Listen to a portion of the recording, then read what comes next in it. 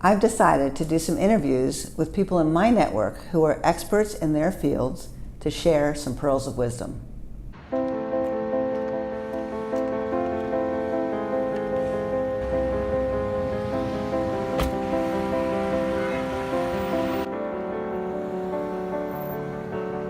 So Signafire helps big companies make sense of all their data through data fusion and data analytics.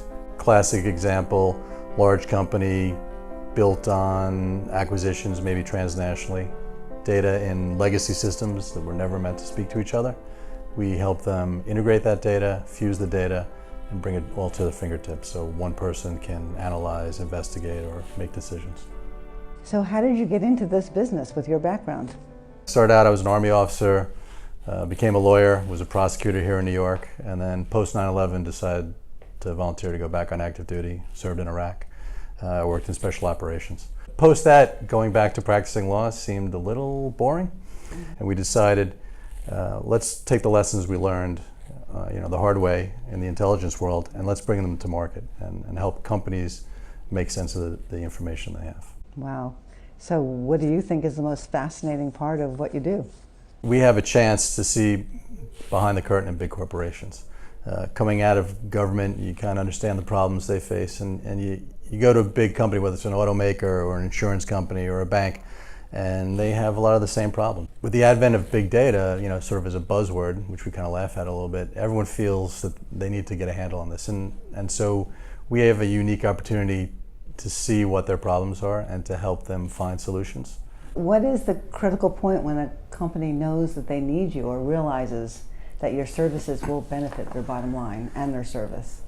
Our best client is a client where there's a mandate to innovate. So someone on high, whether it's the CEO or their CIO, has said, hey, this is where the industry is going, and if we don't get in front of it, we're going to fall behind. And the other group are people who have had maybe not a 9/11 moment like we had in the government, but they've had some big moment.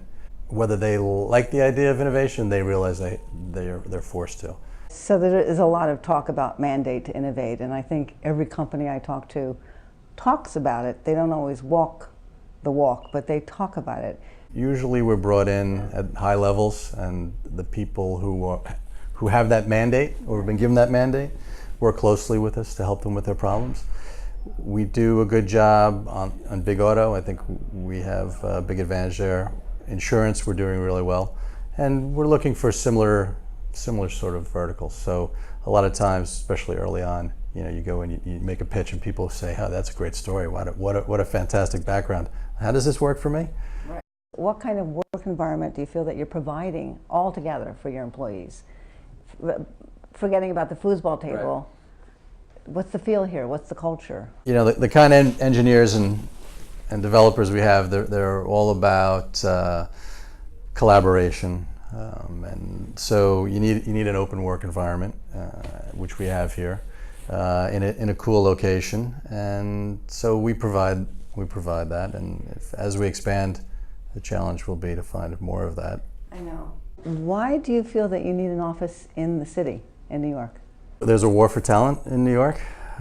Companies like Google set a high bar as far as facilities, amenities, toys, and so you have to be in that game.